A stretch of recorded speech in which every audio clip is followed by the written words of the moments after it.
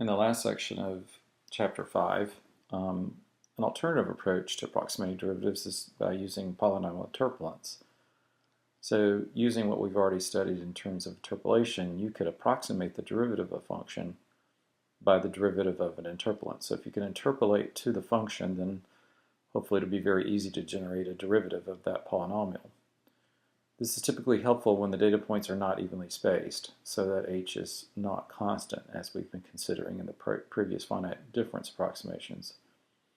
So the idea here is to assume that the polynomial we're using to interpolate to the function has this particular form. We'll say the polynomial is of degree n, having that particular notation, p of x, a0 plus a1 of x, all the way through coefficient an times x to the n. So it's just the simple powers of x with coefficients in front of them. And you could use n plus 1 data points and keep n less than 6 or thereabouts to keep getting spurious oscillations, because keep in mind the problem with high degree polynomials is if we think of typical graphing, they're going to oscillate a lot. And yes, you may be interpolating this smooth function, but you can see the problems with using the derivative of that polynomial if it's wiggling a lot and not keeping in line with the function everywhere. So these are concerns that you can have, but it's a fairly simple approach. So keep in mind, it's very important for evenly spaced points that polynomial interpolation and your finite difference approximations actually would produce identical results. So that's, again, a reason why if your finite difference approximations are not adequate, you could try using polynomial interpolation for different spaced points where they're not evenly spaced. But keep this very important. This might be a quiz question. Again, for evenly spaced data points, you can actually show that producing a unique polynomial fit to that function and then computing the derivative of the polynomial and using that as an estimate of the derivative would be the same as if you did a finite difference approximation. However, we also know there's curve fitting approaches. You could use a least squares fit and determine those coefficients like we've done before using linear systems. But again, that involves solving a linear system, and that could involve pivoting, and so that could be computationally too expensive to try that fit. But another alternative is what you've worked with in terms of cubic splines. One could consider maybe generating a cubic spline that would fit the function and then use the derivatives of the cubic spline. So again, we're going to assume that if you reviewed the material on how you construct a cubic spline, and the curvatures, the second derivatives, were already computed for the knots, as we've done before, indicated by these k's. Then, remember, each of the cubic functions would have been in the form f sub I plus 1 of x. Each one of them is a cubic with continuity across their derivatives and second derivatives. This would represent what the derivative itself of that cubic function would look like. Of course, if each one of those piecewise functions is a cubic, then when you take the derivative, it's a quadratic function. This is an indication of what it looks like, okay, just involving your x and y data points. Okay, so that's one way you could approximate the derivative there. And as indicated in the next slide, you could do the same thing, take the derivative of that particular representation of the derivative of the cubic, and now you have a second derivative of it as well, and now it's a linear function. And so again, you can get estimates for the derivative of your original function if you have a cubic spline that fits it pretty well. But again, you'd have to go through the work to have the cubic constructed. So what we're going to look at next is a Python-based assignment. Will be based on problems 12 and 13 from problem set 5.1 on pages 196 and 197. And I'm going to give you a couple of hints on how to address those problems.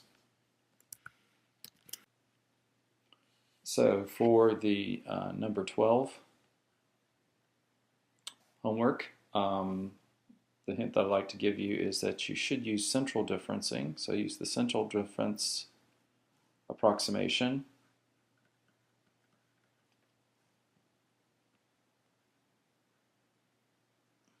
Abbreviating there. Of order O of h squared, going for the higher accuracy. And you'll want to use the step size to be 0.1, that'll represent degrees, times pi over 180 degrees. So this will all be in radians. Okay, so you will want your step size to be in radians for that particular problem. And then in 13, again, use the central difference approximation, abbreviating there, of order h squared. Central differencing on 12 and central differencing in 13. Okay. And now we're going to look at some examples of in the book for using polynomial turbulence to estimate derivatives of functions. So if you look on example 5.4 on pages 192 and 193 of the textbook, the data below is given, x running from 1.5 to 3.1. Notice something very importantly, that the spacing of those values, so you can see the spacing difference here is 0.4, but the spacing there is 0.2. So these are not equally spaced, all right? Hint, think about using interpolations, polynomial turbulence to approximate the derivative. So the goal is, given that data below, is to estimate the first derivative and the second derivative of the function at 2, given that data. So keep in mind, we don't know what the function is, but we actually have data for it, right? So we're going to estimate its derivative with a quadratic interpolant, and then we're going to use natural cubic splines. So first, we want to see what value you would get if you use a quadratic interpolant to it, and then we'll follow it up with a natural cubic spline, and then we'll compare the results of it.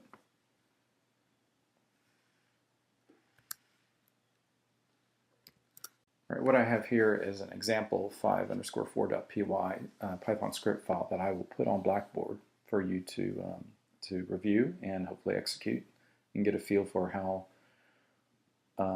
the differences that you would get in terms of approximating the derivatives, in this case with a quadratic polynomial versus a cubic. You can see I'm using our cubic spline module. I'm using LU to comp3 to help get those curvatures. The polyfit function you used in your homework to do polynomial interpolation. And so we'll start off with creating our x data. Again, this is from the problem that specified those unequally spaced data points x, and then those were the corresponding functional values. I'm putting that into an array called y data. Now, obviously, if we have a quadratic, we need 3 data points to uniquely determine it. So I'm only going to use 3 of the data points that were given to me. So I'm going to choose 1.9, I'm going to choose 2.1 and 2.4, and the corresponding functional values that go with them. You could choose any set of 3, and you may argue that, well, maybe you should choose 1.5, 3.1, and some in the middle. That's a very interesting experiment, and that's something you could play with. Either way, I'm just going to pick these, and notice that the degree is going to be 2. And then I'll go ahead and get those coefficients using the polynomial fit function. Again, with I'm calling for the quadratic x data subset, y data subset are my points, and then ask it to fit a quadratic. I define what the polynomial derivative form would look like. It will just be, if I give it 2 coefficients, it'll be a1 plus 2 times a2 x, because just look at the general form of the quadratic. If we go back, remember, there's the general form of the quadratic. So its derivative is just going to be a1 plus 2 times a2 times x, right? Just from that general form. And so I've just programmed it right there. What would be the second derivative if I use a quadratic? Well, if you take the derivative of the derivative, all that's going to be left is 2 times a2. And that's exactly what I have there for that function. So it's a very simple function there, so that's for the quadratic. I'll print out those results. Then for the spline, we need to take the data, build the curvatures, and then I will also write the functions from the formulas I had on the notes for what the derivative would look like, and then what the second derivative would look like if you had those curvatures. And then we'll just print out what the derivative of the spline is at 2, and the second derivative is at 2. Okay, not plotting anything here, just using these formulas and just seeing the difference. And you'll see I've put some print statements here. What we're going to see is that the first derivatives will tend to match up well, but as you get to higher order derivatives, the matching is going to get a little bit more problematic. You get typically lower precision the higher the degree the derivative is. In other words, you can approximate a first derivative better than a second derivative, which is better than a third derivative and fourth derivative. Okay.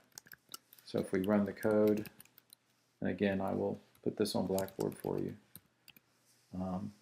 Runs fairly quickly, and you can see the estimate using the quadratic polynomial. The derivative at 2 is 0.7355. Using this cubic spline was 0.7351. Matches pretty well, but they don't match so greatly for the second derivative. The final example for the chapter, example 5.5, which is on page 194 and 195 of the textbook, takes a look at when you have, say, noisy data. And so there's assumptions here that this data is not fairly accurate, perhaps, but you have it for whatever reason, and what you've got here are equally spaced points, you'll notice. But the goal is to estimate the derivative at 0 and estimate the derivative at 1, all right, using the best polynomial fit you can get between degrees 2, 3, and 4. So what you want to do is see which fit you can get, polynomial fitting, I should say. So we're not doing interpolation. Again, let me back that up. So the data is noisy, so we're going to do curve fitting. Remember, we assume in interpolation that the data is accurate, and we're just trying to fit to it. In this case, we're assuming the data is noisy, so we're going to try to do curve fitting to it, not interpolate. And we'll try to see which one of the, if a quadratic, cubic, or a quartic function would fit it the best, and then use it to estimate the derivative at 0 and at 1. And what you'll see typically, it's hard to get, you typically get very rough approximations derivatives when the data is noisy. Okay. So let's look at this code, which I'm going to provide on Blackboard as well. So here's the example 5_5.py Python file for this example 505, 5.5 on page 194 to 195. Here again is an array for the x data. Here's the corresponding array for the y data. To help the interpreter out, get the length of that in terms of how many data points we have. We obviously have 8, but the end will be set to 8 because of the length.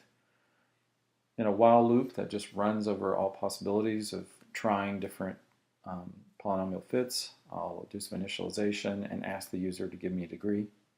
Then I'll go ahead and build the coefficients to do a fitting with that degree polynomial, and then generate the corresponding y coordinates from that polynomial.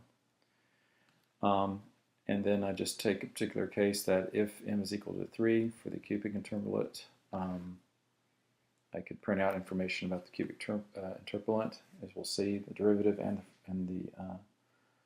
the derivative at 0 and derivative at 1. That's in that particular case. You'll see why in a minute. But in general, for all the cases, print out the coefficients and the standard deviation of the error. So we're going to try degrees 2, 3, and 4. You might probably guess that the reason I'm testing on if n equals 3, because it's going to turn out that the cubic interpolate is going to do the better job between the second, third, and fourth degree. It's going to be the cubic one that's going to do the best job. And I'll use matplotlib to plot so we can just see the fit itself. Right? So go ahead and run it. Prompt for the degree polynomial, start off with the quadratic, gives us what the coefficients of the quadratic are and the standard deviation. We bring the plot back into the screen so you can see it. Those red dots are the data points, which were assumed to be noisy. It's a decent quadratic fit. Notice the standard deviation. Keep this in mind. 0.036 was the standard deviation of the error in terms of looking at how we deviate from the data points. Okay. All right. So I will then kill that off, and we'll go to cubic. Standard deviation dropped considerably now to 0.008. Definitely a nice fit. You can see a really, really nice fit there, and therefore we can estimate the derivative. In this case, the derivative at 0 is about 1.0928. It's definitely positive. You can see by the trend of the function, of what the function would probably look like. That makes sense. And then obviously at 1, the derivative is the slope of the tangent line here is going down, so it's negative. So it seems reasonable. Okay. And then we'll go ahead and bring this back in. Again, derivative is positive there, negative there. Makes sense. And let's go ahead and do the 4th degree polynomial. From a fitting perspective, it's about the same as the cubic, not much difference, and you'll notice with the standard deviation it actually starts increasing. So it turns out the cubic is just as good. The smaller the degree of the polynomial you can go with, the better in terms of the oscillation tendencies of the function. So in this case, the cubic is the best fit, and we use it as the way to estimate the derivatives of the function, which we don't know. So this is one approach that you can use, especially in the cases you can use curve fitting when the data is noisy, you can use interpolation when the data is not noisy, and you can definitely use this overall approach of using polynomials when to estimate the derivatives when the data points are not equally spaced.